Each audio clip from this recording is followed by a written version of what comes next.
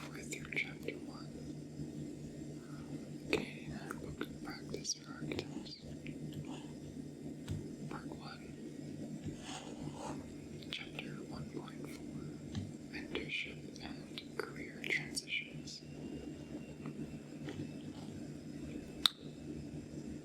Introduction. A relevant architectural profession and a sustainable and flourishing practice allow practitioners to travel a pathway that, though it may be different for each individual, accommodates transition throughout their professional lives.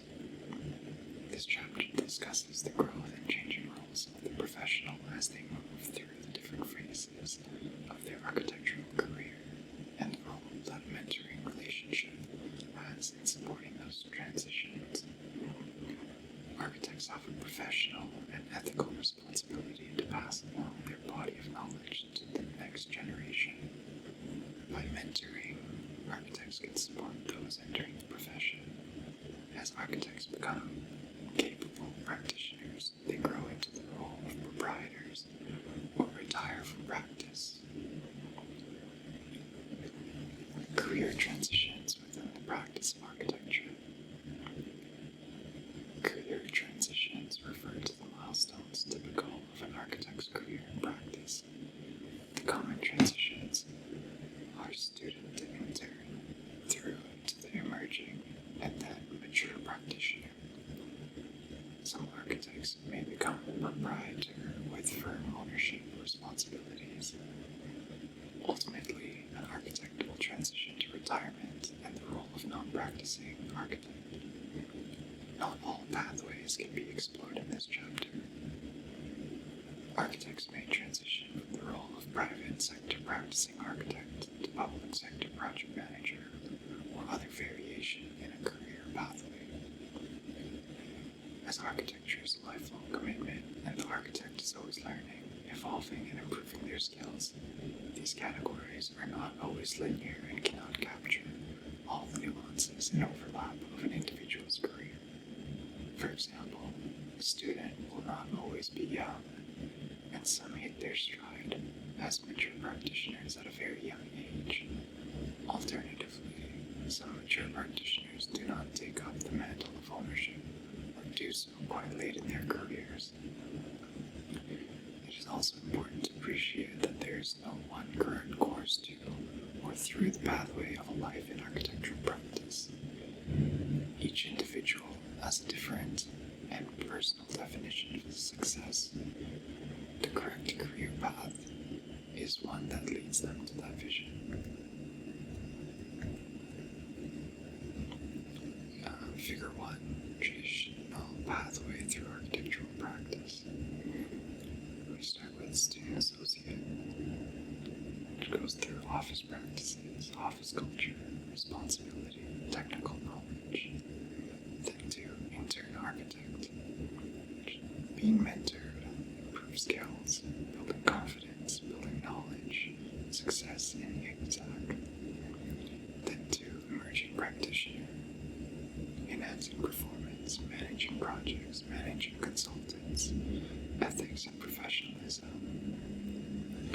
The optional career path of the proprietor, networks and relationship building, client management, financial management, office systems, human resource management, marketing and sales. The mature practitioner, mentor to interns, emerging practitioners and proprietors, quality management and coordination, ethics and professionalism. Finally, the retired architect, mentor to interns, emerging practitioners and proprietors, and supporting the profession through consultation and volunteer activities. Let's start with the student associate. The mind is not a vessel to be filled, but a fire to be ignited. From Plutarch. In many jurisdictions, a student may be recognized by their provincial or territorial association of architects as an affiliate, associate, or student member. The student must either be studying architecture at a Canadian School of Architecture accredited by the Canadian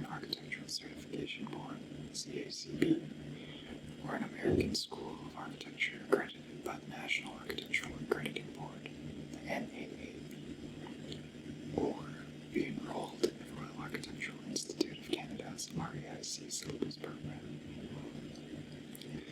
Students enjoy the benefits of becoming engaged in the profession, with opportunities to volunteer in their architectural associations programs and build strong professional networks, and often enjoy reduced rates to conferences and events sponsored by the association. Students and RAIC syllabus students may also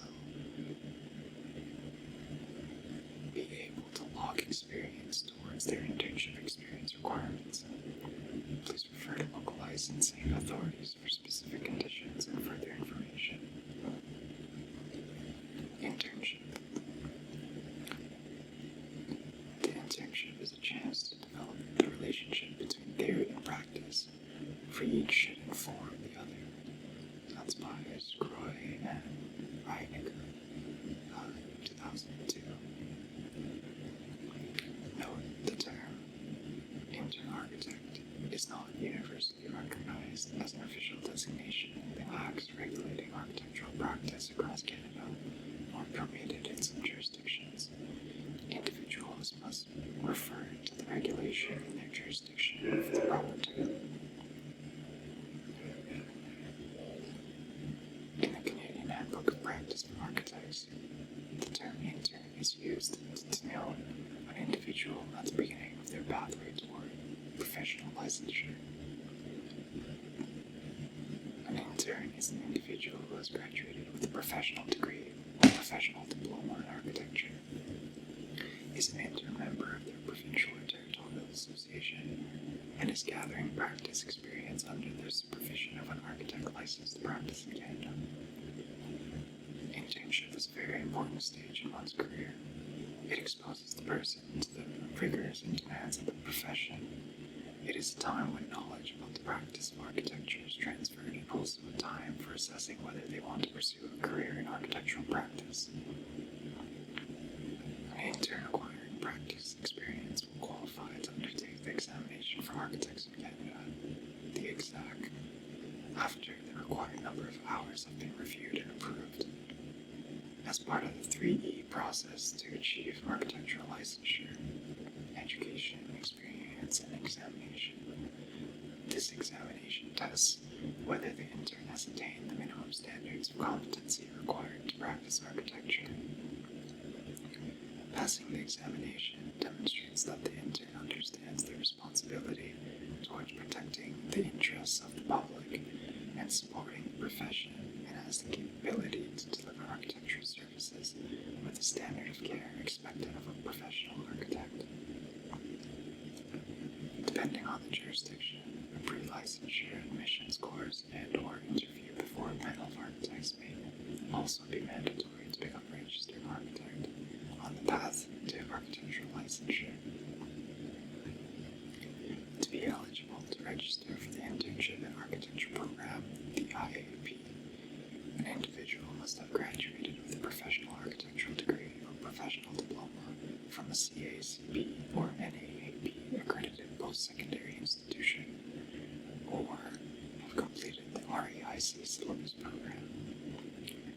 International graduates must demonstrate compliance of their education credentials through the CACB certification process, and those who graduated from an approved Canberra Accord signatory country may receive a substantial equivalency status.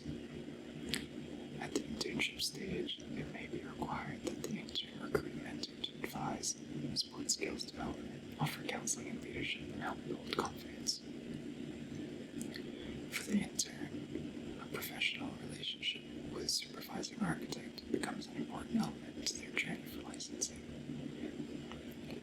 The supervising architect is the architect within the architectural practice or place of employment, or personally supervises and directs the intern on a daily basis to assess the quality of work performed and regularly certify the intern's documented architectural experience prior to submission of each section of the cert. It's for the Internship and Architecture program, page 7. For further information, please refer to the Internship and Architecture program guidelines,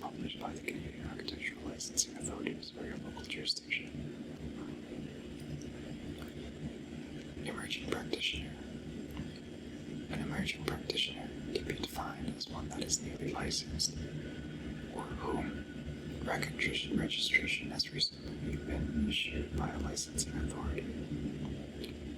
When starting on a career path, it is important for a newly licensed architect to consider their long-term career goals, specialization in project types or practice focus, and the type of work environment ideally suited to the architect's capabilities, work habits, and temperament. Early projects in one's career may become an individual's specialty later. As their experience and reputation grow, the choice of whether to specialize early in a typology or seek diversity in project types and delivery methods is the choice of specialization over a career as a generalist. Neither career path is fixed, and both have their benefits and drawbacks. Those benefits and drawbacks are often a reflection of the individual's capacity to proactively respond to the cyclical swings in the economy. The scope of architectural practice requires the architect to possess a vast body of knowledge that covers many different areas. Therefore, architects are generalists by training and will find most skills are readily translatable to new challenges. With desire, proper planning, and mentorship, an architect may succeed in transitioning fluidly between project types by gaining the trust of various client groups and employers. Another important consideration is whether the architect wishes to have their own practice or work for already established firms. It is important to note that this ambition can arise either early or later in a career as the right combination of life events, potential clients, and resources emerges. This topic is discussed further in the section Proprietor/Partner/Director. A practitioner may decide to change their jurisdiction of practice. Careful research of reciprocity agreements and licensing requirements must be undertaken prior to deciding. Reciprocity agreements for both certification and licensure exist within Canada and between Canadian and international regulatory associations. Examples include the ASMRch agreements between Canada and Europe and Mutual Recognition Arrangement (MRA) between the United States and Canada. From Canadian Architect, the Canadian Architectural Licensing Authorities, SALA, CALA, and the Architects Council of Europe, ACE, have confirmed the ACE-CALA Mutual Recognition Agreement for the practice of architecture among member states in the European Union and Canada. See references to agreements and chapter references. Mature practitioners. As the architect gains experience and matures in their role, progressing from emerging to mature practitioner, they develop a greater self-awareness of their strengths, weaknesses, and preferences. Perhaps they have joined the leadership of a firm or have become specialized in a certain role, such as designer, building science and envelope expert, contract administrator, or production lead for construction documents. Others may decide to venture into a sole proprietorship or partnership in a small firm. With acquired experience, they will find that they are able to give solid career advice to guide interns and emerging practitioners, either formally as mentors or informally as colleagues. As mature practitioners, architects also play important roles in related fields at the periphery of the profession, such as expert witnesses in legal construction disputes, authors of professional publications, or participants in panels and cross-disciplinary discussions of civic, educational, or other related topics. These roles draw on the experience and expertise of the mature practitioner, enhancing their profile and reputation, and ultimately represent the culmination of their work and way of thinking. Giving back to the profession and the community at large can be tremendously rewarding. Mature practitioners often find satisfaction in participating on municipal design review committees or as design studio guest critics, teaching and volunteering for their provincial or territorial associations committees, or running for political office. With years of experience in capital project planning, marketing, selling, and delivering professional services, and building relationships relationships. A mature career architect may be a tremendous asset to any association. For further discussion of legal and financial aspects of succession planning, please see Chapter 3.2, Succession Planning. Proprietor/partner/director. There are several options with variations presented to an architect who desires to assume an equity or ownership position in an architectural practice. A sole proprietor is the owner of an architectural firm. The majority of architectural firms in Canada are sole proprietorships. A partnership is formed when several architects or corporations, a partnership of corporations, join as practice. The partnership may be an even split of the firm's equity or a proportion of ownership based on a partnership agreement. A mature practitioner may offer a partnership position to a younger architect as a means of turning the firm's equity into retirement savings, as well as to sustain the firm's market position and younger architects' commitment to the practice. This chapter uses the term director to describe a variety of ownership situations in which an architect has some stake or equity position in a firm, although that may or may not relate to being in a key decision-making role. The term principal is often used to describe the strategic decision-makers at a firm. It may apply to a sole proprietor, partner, or director. Typically, the percentage of ownership in the firm determines the level of strategic decision-making power an architect has. It is not uncommon for large firms to offer shares of the firm as an incentive towards performance and commitment. Although there are many advantages to working as an employee or a leader within a large practice, shared experiences, available support, exposure to project types and locations, for example outside the country, are usually unavailable for a smaller firm.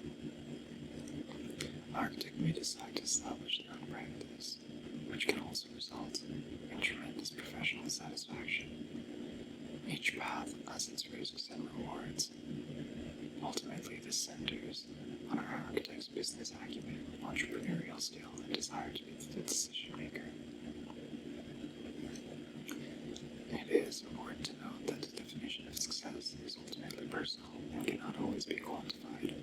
Drivers for a change in role may include the desire to pursue a particular artistic direction, or passion for creating social change, the desire for healthier work-life balance, or the need to support young or aging family members, or the desire to spend time teaching and sharing knowledge with the next generation of practitioners.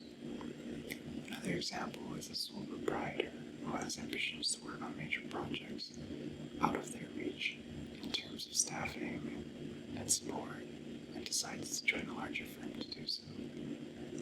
As such, the typical architectural career is non-linear.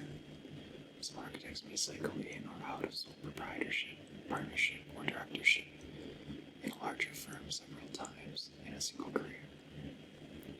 For more information on opening an office, please see Chapter 3.1, Starting and Organizing an Architectural Practice. Architect retired. The time may come when an architect decides to retire from the responsibilities of practice. It may be that the architect has cultivated interests and amassed the resources to pursue other activities or a new career. It may be that the architect has transitioned out of a decision-making role at a firm due to changes in ownership. An architect may find that after many years of sole proprietorship, they are unable to sell the firm and convert the firm's equity into retirement savings. This may be a time of difficult decisions fraught with emotional upheaval. Whatever the cause of transitioning out of practice, it is essential to have a succession plan that addresses not only the financial aspects of the transition, but also considers changes in life goals. Succession planning is discussed further in this chapter. The financial aspects of succession planning are discussed in Chapter 3.2, Succession Planning. Additionally, there are important administrative steps to be taken in terms of relationships with the professional associations, transferring of liability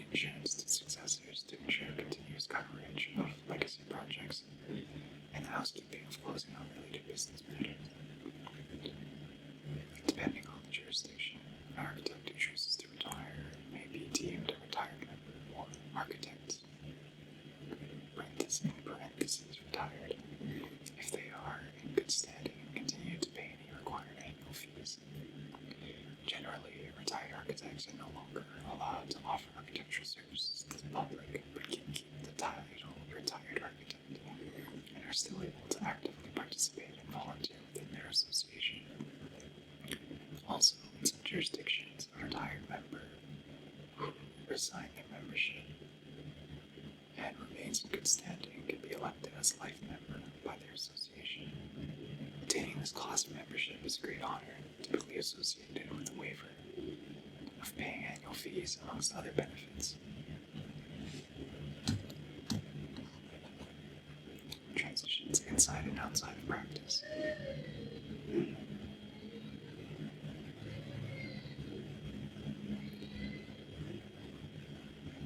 Career transitions can occur not only at points where architects change firms or pursue their desire to start their own practice, but also within larger practices. It is prudent for a practice to plan in terms of internal succession planning. Individuals may be identified as having the skills to transition to more challenging roles within the firm and may be rewarded both financially and with role advancements. Such incentives help to retain key staff. Internal transitions also occur when firms change ownership. For example, when a smaller firm is bought by a larger one to enter new markets and diversify. Purchase of a firm or a merger of several firms may include architectural firms or combined architecture and engineering firms. A successful merger requires a good cultural fit between two or more organizations. Arthur Gensler warns, most mergers present a threat to a firm's culture, both yours and theirs. Succession planning. One often overlooked aspect of retirement is succession planning. Many architectural practices cease to operate with the departure of the founder. Statistically, very few thrive into numerous regenerations because they did not plan for succession. Art Gensler, in his book, Art's Principles, 50 Years of Hard-Learned Lessons, in building a world-class professional service firm, identifies the following roadblocks to successful succession planning. Number 1, ego. Leaders believe they know what's best for the company they work hard to establish. Number 2, fear of the unknown. They don't know what to do with their lives beyond work. Number 3, procrastination. Leaders fail to embrace succession planning. Leaving planning too late is often fatal to a firm. This can be a tumultuous time for an architecture firm. A sound succession plan must address the need for finding suitable leaders and the design talent to fill the shoes of those leaving. A strategy to build and maintain trust between established clients and the incoming team, and a sound financial plan in place in order to sell one's ownership stake upon leaving. Many founders assume they will work forever and thus have no financial retirement plan. Gensler, reflecting on his own experience, advises departing leaders to undertake a quiet transition away from marketing and public relations, supporting the transitioning team as they become accustomed to their new responsibilities.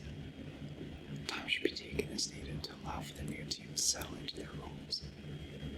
Advising clients personally about the changes the firm is undergoing further establishes trust, as they are privy to the leadership that is being groomed and are assured that they can expect the same quality of service they have received in the past. On this topic, Gensler offers these words of wisdom. Ego is the main roadblock. It takes maturity to set aside one's ego and think about what's best for the long-term health of the organization. Succession planning is not exclusively for the older architect retiring from practice. Substantial changes in personal and family goals, a changed role in practice, or a desire to change one's career path all require a plan. In these situations, a mentor who has experienced these transitions can be invaluable to the architect. Resiliency, mentoring mentoring, job shadowing, and a business continuity plan are key elements of a successful transition. For further discussion of legal and financial aspects of succession planning, please see Chapter 3.2, Succession Planning. Career transitions outside the practice of architecture. Though it is beyond the scope of this chapter, best addressed by a career coach, an architect may decide for personal and professional reasons to leave the field of architecture entirely. As a generalist, the architect's training is by its very nature broad and liberal, and an architect's skill can translate readily to benefit a wide variety of unrelated fields that demand creativity, complex problem solving, and rigor. However, there are important legal and ethical issues to address upon leaving a career in architecture and transitioning to another. These include maintaining or transferring the liability associated with legacy projects.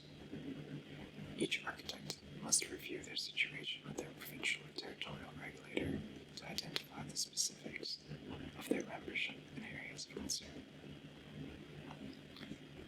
Mentorship and Supervision or Management. Role descriptions. A discussion of roles and responsibilities in a mentoring relationship requires common language. The terms supervisor, mentor, and coach are often used interchangeably both within architectural practice and in general parlance. However, these terms each have a different meaning and refer to different types of relationships. It is important that we understand how they are different and how they apply to architectural practice. Supervisor. The term supervisor describes a role in a reporting relationship. A supervisor interacts with those being supervised on a regular basis and knows the work assigned to each individual and the capabilities of the individual assigned the task. The supervisor may be the sole proprietor, a project architect, project manager, or job captain. This term is often used interchangeably with manager. In many cases, this relationship will be project-based, although in many larger firms this is not always the case. Mentor. In architectural practice, there are two contexts in which the term mentor is used. The first instant is during an internship. The internship in architecture program requires that each intern, the mentee, recruit a member of the profession to provide guidance during their learning and practice experience. The mentor may not be the intern's direct supervisor. The second instance refers to a more informal relationship that may be ongoing or intended for a specific event or transition. An emerging practitioner, emerging proprietor, or retiring architect may be a mentee in a relationship with a mentor who can support them through a career transition. Coach. Unlike a mentor, a coach in a professional context is focused on the development of a specific skill or performance improvement. In architectural practice, coaching generally occurs within the context of either the supervisor or mentor relationship, rather than as a separate dedicated relationship. So mentor, this is the table that shows the relationship between mentors, supervisors, and coaches, or coaches who they support. As the mentor can support interns, usually during the professional licensure process. They can support emerging practitioners, emerging proprietors, and at various times during the career of the site. Supervisor or manager. They can support interns and emerging practitioners. Coaches support emerging practitioners, emerging proprietors, and at various times during the career of design. Supervision/management. Supervision is a subset of practice management. As a person who supervises or manages the work of another, the supervisor has direct oversight of the work being completed. The supervisor/supervised relationship is very important in architectural practice, as often the supervisor is a registered professional, and thus may be legally responsible for work completed by the supervisee. This, however, is not the only reason that the supervisory relationship is important in architectural practice. professional services involves developing relationships with other people. It relies on the intelligence, creativity, and care of talented individuals to complete great work. Architecture, like many other professions, is only as good as the people that perform it. It is therefore imperative that the architectural practice attract and retain the best and most talented interns and architects. The practice, then, must work diligently to help them grow and reach their maximal potential. One of the most effective ways to retain and develop staff is through the supervisor or manager's role. Ultimately, if the person's role becomes misaligned with their goals, it can lead to staff searching for other opportunities. This is both expensive and unproductive for the firm. Best practices. Given the importance of supervision as one transitions into roles that require the management of others, the manager should strive to become effective at building relationships. Resources to support the development of managerial skills and capabilities can be attained through continuing education opportunities offered by many universities, colleges, and professional associations. This section explores some high-level strategies and general behaviors that can be effective in architectural practice. Most importantly, as a manager, a relationship with the people being supervised is critical. This requires a solid understanding of employees' capabilities, goals, and desires for learning, growth, and advancement. Without understanding each person's goals and priorities, the manager will struggle to assist in their professional growth or may assign tasks that are not appropriately challenging and rewarding. One of the most highly recognized techniques for developing this professional relationship is the one-on-one meeting. This is a regularly scheduled meeting between supervisor and supervisee, where the primary focus is the communication and trust development between the two parties. This meeting has been shown to be very effective across a broad range of workplaces, particularly in professional service firms. Another important element of supervision is feedback. In architectural practice, much work relies on judgment informed by experience. There is often more than one correct answer to a problem, and many ways to approach the design challenge. Because of the bespoke nature of architectural work, it is critical to give the team members regular constructive feedback on their performance. People require constructive feedback. Even corrective feedback is valuable if delivered thoughtfully, constructively, and respectfully. If feedback is not provided, there cannot be a reasonable expectation of performance improvement. Clear expectations, achievable goals, positive reinforcement for job well done, and rewards when team members have exceeded expectations promote stronger team unity and improved performance.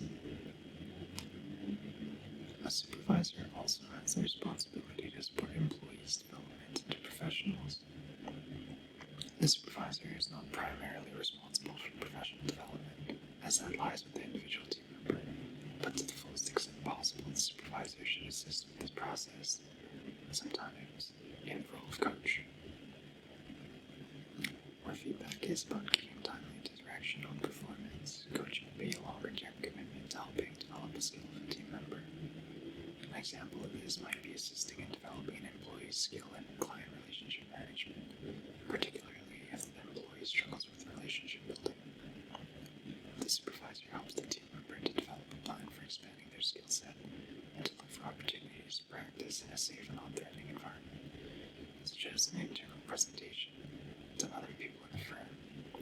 As coaching can be a significant investment by the supervisor, it is advisable to set clear goals and timelines around the development effort and to monitor progress carefully. While it is an investment, helping team members reach their potential can pay significant dividends for the firm. Another way to help team members develop is through delegation of responsibilities.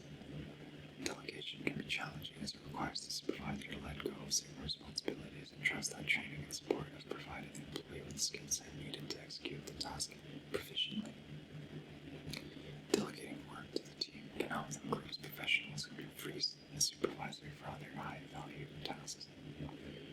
Ultimately, as manager/supervisor, your role is to help the firm attract and retain the most talented professionals and to deliver results for the practice. Effective supervision is critical to the ongoing success of an architectural practice. Mentorship for licensure. Most architectural professionals first encounter mentorship within the context of their jurisdiction's internship and architecture program. The purpose of these programs is to provide interns with a structured transition between formal education and architectural registration. That's from the AIA Mentoring Essentials for IDP Supervisors and Mentors, page 2. In most jurisdictions, it is advised that the mentor be from a different practice than the mentee. This is to avoid the mentor being placed in a situation where there is a real and perceived conflict of interest between the needs and desires of the intern and that of the practice. It also allows the mentor to observe the internship from the outside and give objective advice on professional development to the intern. If it is unavoidable that the mentor and mentee are from the same practice, it is strongly advised that the mentor is not also the mentee's supervisor.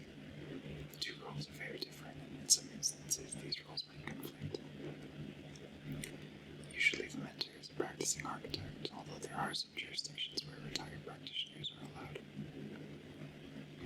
In the context of an internship, the mentoring relationship is focused on the development of an intern towards a specific goal, licensure. As such, this relationship is generally structured around periodic one-on-one meetings where mentor and mentee will review the intern's activities from the given period and discuss areas for development. It is advisable that these meetings be scheduled regularly in advance, rather than requesting on an as-needed basis to ensure the momentum of development continues. It is the mentee's responsibility to set up and run these meetings.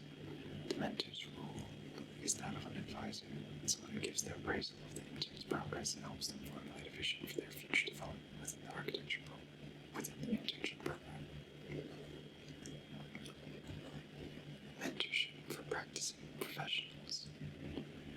While mentorship is a fundamental component of many jurisdictions' professional accreditation process in Canada, mentorship continues to be valuable throughout professional careers. A mentor is someone who primarily is guiding your professional growth. This relationship is about the longer term and broader goals. In architectural practice, this is usually a relationship with a more experienced colleague. It is generally recommended that the mentor be from outside the mentee's organization, but in some rare instances this is neither possible nor desirable. Face-to-face meetings with a mentor might happen every couple months. Phone calls or email exchanges can happen more frequently if desired by both parties. There are different types of mentors, but generally the relationship forms around developing one aspect of the professional skill set. Throughout one's career, one might have several different mentors at different times, each focusing on different aspects of professional development. An example of a mentor/mentee relationship that varies from the obvious younger apprentice learning from the older journeyman is the digital native employee supporting the learning of the senior principal in building information modeling, new processes and integrated practice, and the use of ever-evolving software applications. As a rule, the mentor/mentee relationship should be initiated by the mentee. The mentee should carefully consider which skills they wish to develop, then actively seek out a mentor who has specific knowledge of these skills. If the mentee does not know of someone appropriate, the supervisor or other practice leader may be able to provide guidance. When making the request of the mentor, it is generally recommended that the mentee make the parameters for mentorship explicit. This means being specific about both what they hope to gain from the mentorship as well as the anticipated time commitment from the mentor. As mentor candidates are often senior professionals, they may have many responsibilities to their own firm, and their time is at a premium. One approach that can be effective is setting an expiry date on the mentorship, a time frame within which it would be reasonable to achieve the development one is seeking. In this way, the mentor is not being asked for an indefinite commitment and may be more likely to accept the role. The benefits of effective mentorship to the mentee are obvious, but there are benefits from both the mentor and the mentee's practice as well. For the mentor, they have an opportunity to share their professional knowledge and contribute to the future of architectural practice. Through this relationship, they may also gain a better understanding of the challenges faced by younger staff of their own firm. Mentors get a chance to develop their leadership skills, which may assist them in making their own transition to practice leadership. Another aspect that cannot be overlooked is that it is often an honor to be asked by an up-and-coming architect to be their mentor. It means your work as a professional is respected by them, and you are looked up to for advice. Firms benefit from the mentees gaining a broader understanding of the profession outside of their particular practice and developing their professional network. Working with an external mentor also provides the opportunity for the mentee to bring new ideas around professional practice to the firm. This is the table about mentor/mentee relationship benefits. The benefits for the mentor: development/expansion of leadership capabilities, opportunity to gain greater understanding of challenges facing young professionals, recognition of professional expertise, improved morale and job satisfaction. Benefits for the mentee: opportunity to learn from experienced professional, receive useful career guidance and second opinions when facing professional challenges, improved morale and job satisfaction.